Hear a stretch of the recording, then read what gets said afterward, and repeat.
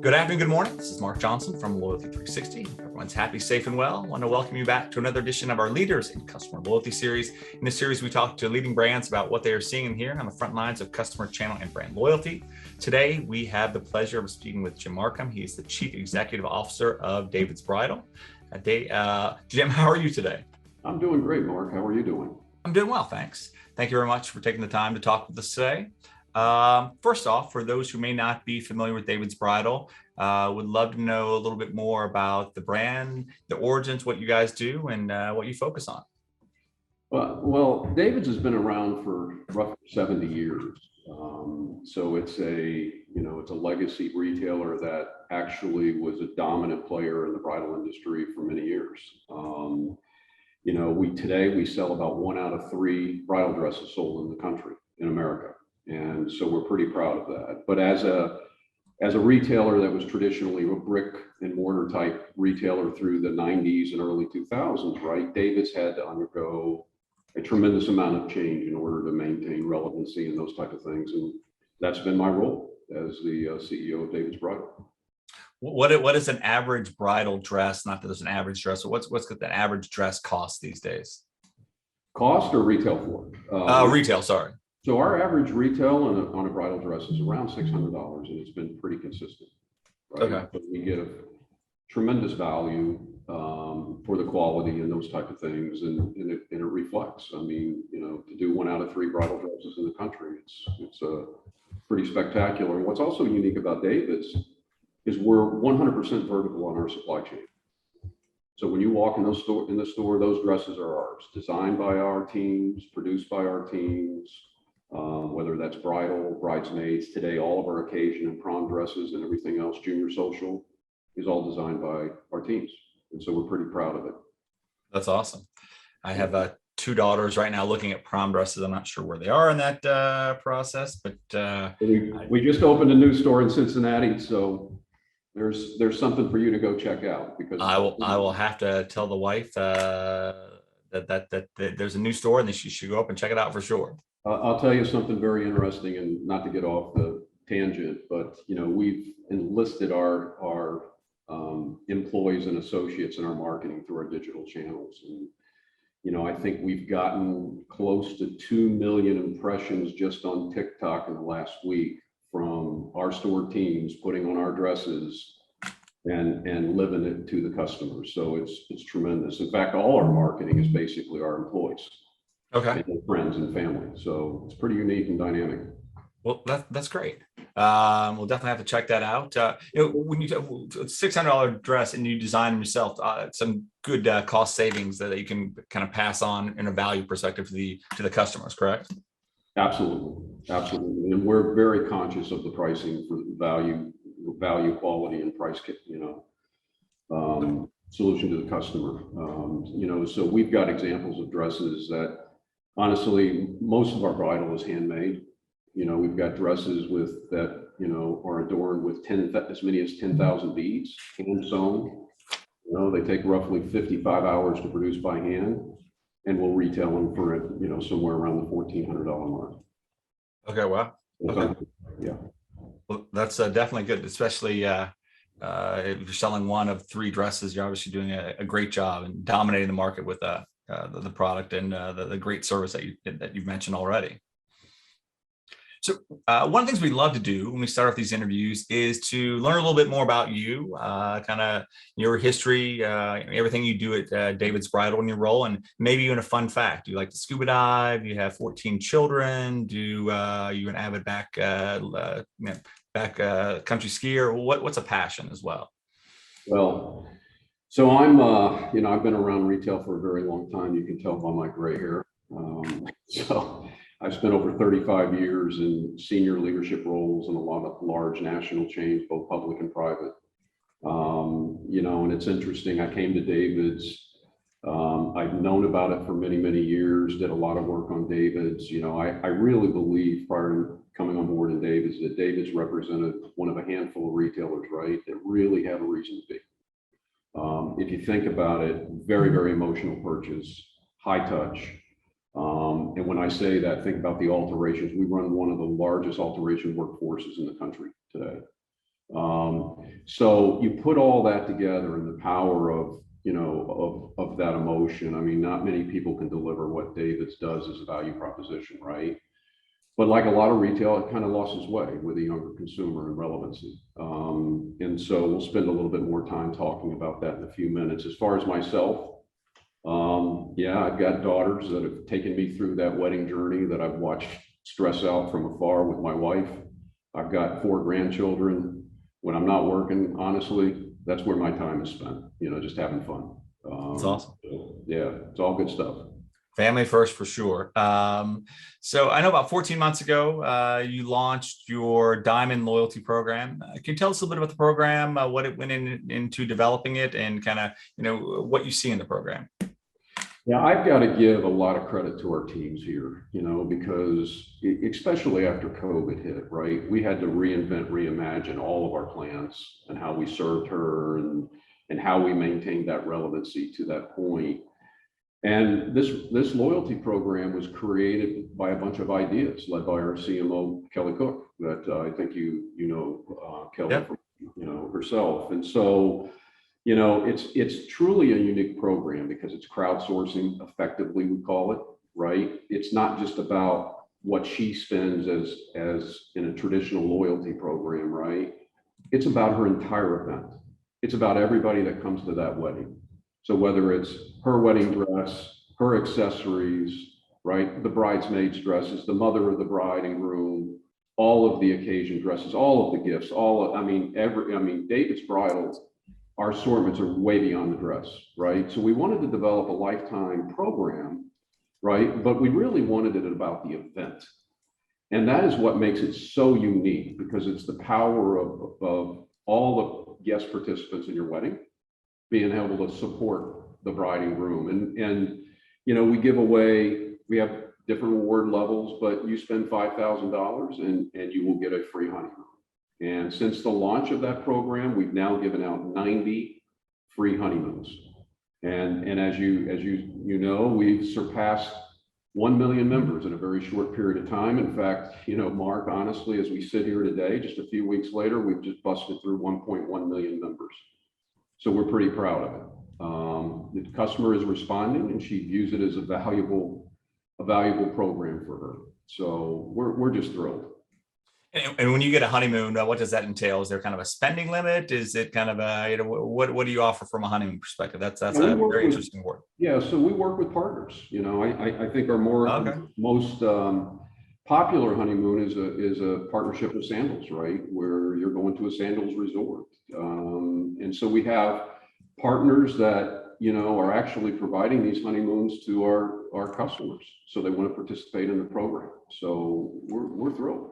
That's awesome. So you launched the program a little over a year ago. What were your initial expectations for the program? You talked about kind of listening to customers, using Kelly to develop it, which is obviously a very pertinent way to do that. What were your expectations, and maybe what are you seeing kind of for coming out of the program a year in?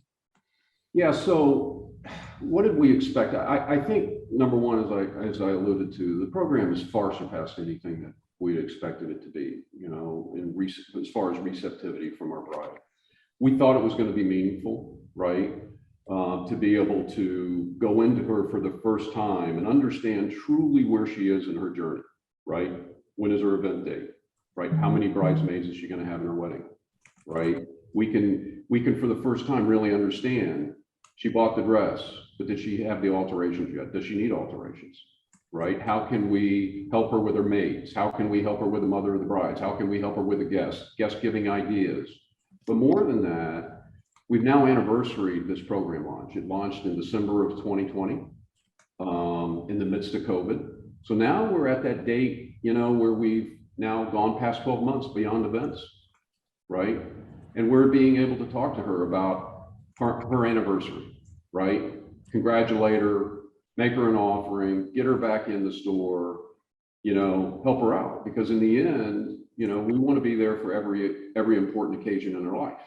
And so that's been our philosophy around this program, and she's really responded to That's awesome. What do you feel is working with your loyalty program? Yeah, a lot of great success you've had to get to 1.1 million in kind of a not necessarily a complete niche, but a very unique industry, kind of a niche, right? I mean, that's amazing success to get to 1.1, but obviously a lot of passion there. What's working in your customer loyalty program? Well, first of all, every KPI is up, right? From the number of transactions, the average transaction in retail dollars, every metric that you could possibly imagine around a customer and customer spend and loyalty is up. But I think to me, what's really working the best, right, is getting rid of a lot of the friction out of the system. And what do I mean by that, right? How many times do you sign up for a loyalty program and you just get offers that are just not relevant to where you are, right? Yep. And a lot of times what you end up doing is chasing that person right out of the program because they just opt out. They get fatigued and those kind of things. So to me, a big part of the success and understanding where she is in that journey and that kind of thing is really giving her things that are relevant to her, right? And you can see it. Our KPIs around open rates, you get an email around open rates is significant, right? And whether it's accessories or whether it's, about the event or whether it's about partner offers, depending on her event, so it's terrific. Our goal is really to help de-stress her wedding. And so everything that we're doing in loyalty program as a piece of it is say, how do we engage with her much earlier in the journey? Right? It's way beyond selling the dress. By the time she comes in historically to transact on a dress, right? She's spent a lot of time inspiring about her wedding, right? So if you really look at everything that we've done with our teams, it's about when she gets engaged, where does she go? Where does she get information? Where does she start getting her inspiration, right? What kind of wedding does she want? What kind of venue? What kind of dress? And so, we've launched wedding planning checklists, free wedding planning checklists. We launched vision boards, so you can go in and curate what your wedding looks like and PDF it to your, to your friends and get their comments on it, So it's all about, we want to be there in that whole early part of her journey, right? And we call it the beginning of the funnel, right? And ultimately, if we can be meaningful and value added, we'll sell more dresses. Right? And we'll sell more accessories and gifts and those kind of things for people. So everything that we've been doing has been very curated around that journey, right? And then when COVID hit, things got put on steroids, right? Like we had trained up in under 30 days and we launched virtual appointments. If you weren't comfortable going in the store, we could do a virtual appointment, just like we're doing on the call with your mother and your bridesmaids. And, we had stylists on the other side, showing dresses and those kind of things. So it's been a pretty unique transformation at David's Bridal, I think. Right. Okay. And that's such a unique retail opportunity because if you think about that engagement, right, and that loyalty, it's critical. Absolutely. When you look at kind of getting earlier in the funnel, moving earlier in the funnel, you talked about partners and on the back end with Sandals and other people that may help out in giving that amazing honeymoon. Do you have partners that you may use on the front end to get earlier in the funnel, maybe from a reception hall potentially, or obviously you can get things from search criteria potentially and keywords, but how do you kind of move earlier into that funnel? Because that I think it would be a unique opportunity for your brand. It's a incredibly unique opportunity. We've got partners like with the Blue Nile around jewelry. We've got partners with Shutterfly around all of your events. We've got your photography and those type of things. We've got the Black Tux to come up with a solution for the male and their tuxedo rental, right? We've got now destinations and venues in that partnership. I mean, the list goes on and on and on. We have a partner called the Boots, right? Which is basically floral for your event that comes from the farm basically right into your event, all curated out, the color match and those kind of things. So there's you know, there, it's just, it's like this spider web, right? What we're here to do is help her, because you can imagine the amount of stress when she's going through that wedding planning process.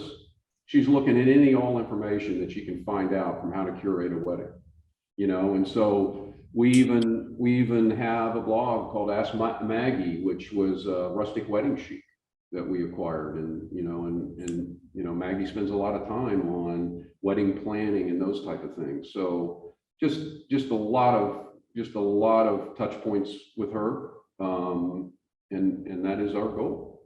That's awesome.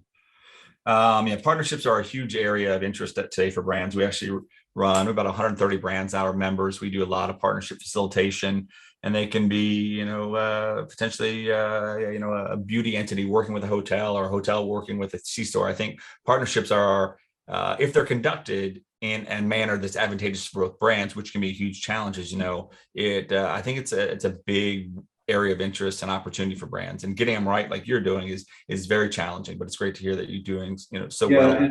And we're really trying to, you know, you're right with the partners. We want to do it in such a way where it's not an icky experience, right? Where you just don't get deluged with emails as soon as you sign up. And so it's, how can we really be strategic about it, right? And your point is spot on. I mean, there's earlier in the funnel partners, which, you know, we've got quite a few, and we're all the way back at the tail end too with household formation.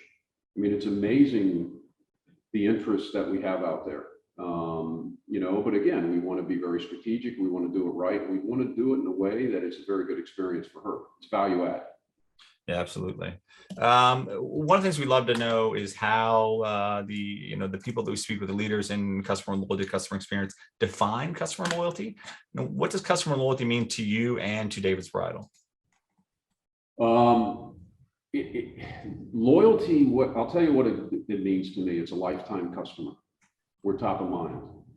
We're known for quality. We're known for service, and believe me, we absolutely live service. What's so interesting about our business, unlike a lot of other retailers, is yes, we have e-com, right? But we'll see about 90% of the brides in America come through our channels and the pipes, and we'll transact on about 1 out of 3, right? Which, which we're pretty proud about, but in and of itself, it's an opportunity, right? And so when you really look at loyalty, it's how do you start building that relationship of trust? How do you start building that relationship at top of mind? How are you there for her lifetime? It's got, way beyond that event we just talked about, right?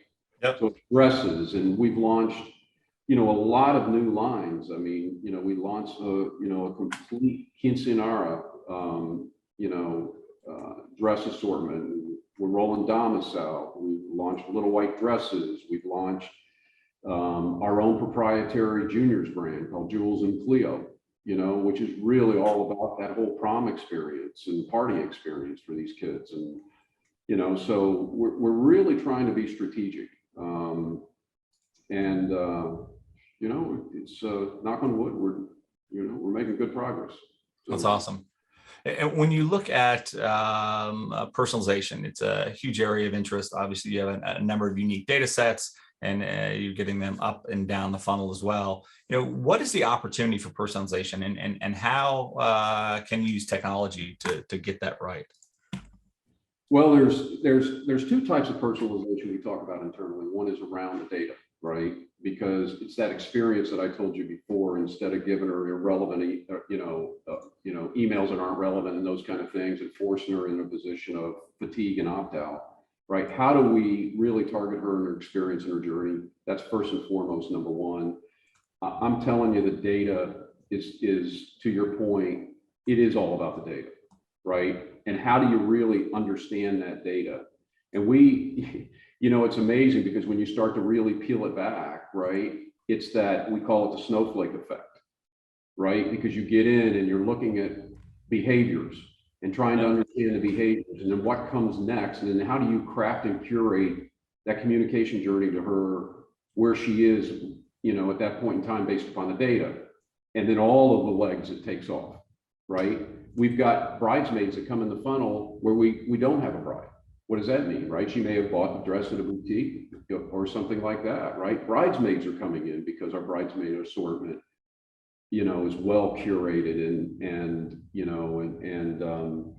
great value and fashion and price and all of that, so we have bridesmaids coming in. Well, what's her logical journey? We have mothers of, the bride. We have guests of the weddings. We have kids coming in for prom. We have, those quinceañeras that are effectively like a wedding, right? It's a young lady coming of age at 15 years old, and it's a giant celebration, right? So all of that information, and that personalization is so critical.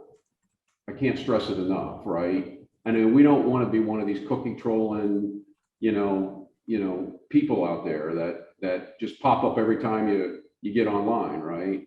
Yep. So that personalization is critical. You mentioned the customers are changing. You, like others, we had a number of meetings going through COVID, just buying online, picking up in store, being able to do things virtually. It was a big challenge for brands too, like understanding the customers were changing and being able to respond to that. So, how do you think your customers were changing or are changing, and how do you plan on adapting to that going forward? Yeah, that's a great question, and there's been a constant evolution, and I don't think it'll ever stop. When COVID hit, you can only imagine, right? People had events scheduled, and at that point, initially in the early stage, I didn't even know their event was going to be canceled, right, or postponed. And so, overnight it became, oh my God, where's my dress, right? Because all brick stores were forced to effectively, if you weren't an essential retailer, were forced to close. Even though you tell a bride that she's not an essential retailer, it was a kind of a sticking point. So overnight, that transformation in our mindset of where's my dress, how do we service her, our interactions with the customers exploded through the roof. Now, we had already had texting, chatbot, AI, all of that. There was a massive pivot in how we interacted with customers overnight. And today, our call centers today, we call it the Dream Center. About 92% of all interactions are done through text and digital, which is an amazing pivot in a couple of years. Okay. We did the curbside delivery and pickup, right? We did the virtual stylist and appointments.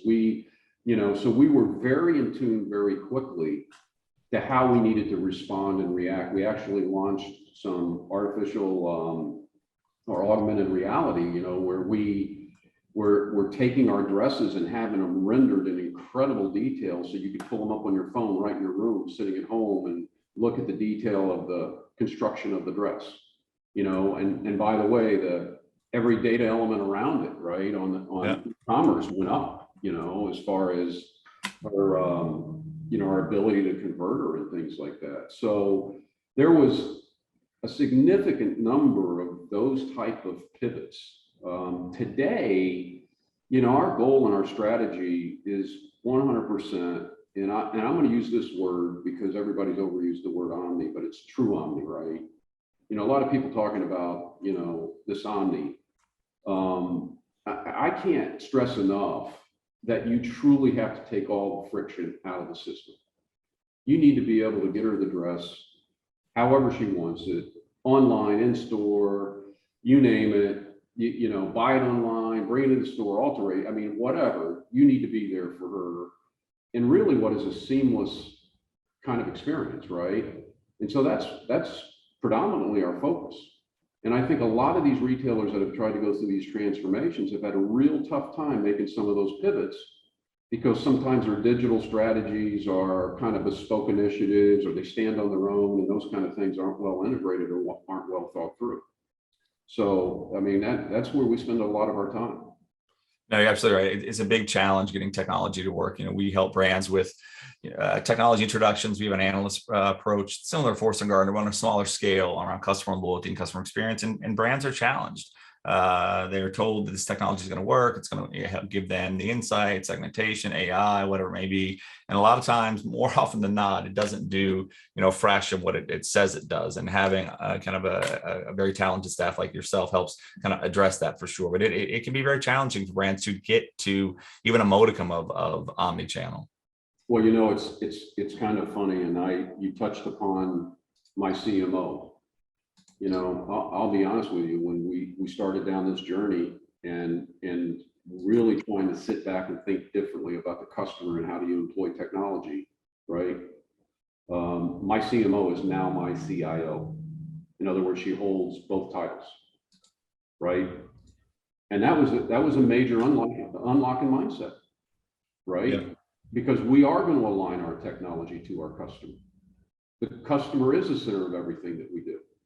And it's got to be relevant, right? And so we needed to shatter that glass on these, old tech debt and the old IT and all that stuff, and make sure we were 100% aligned. That's awesome. It's worked out extremely well, right? And because when those teams have their stand-ups with their leadership team, it's IT and marketing combined, talking about how does it affect the customer, right?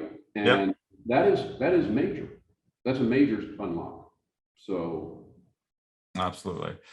You've talked on it a little bit, real quick. What do you think that is unique about your offerings? What you are doing as a brand at David's Bridal is different, maybe different from your competitors, from the competitive sets?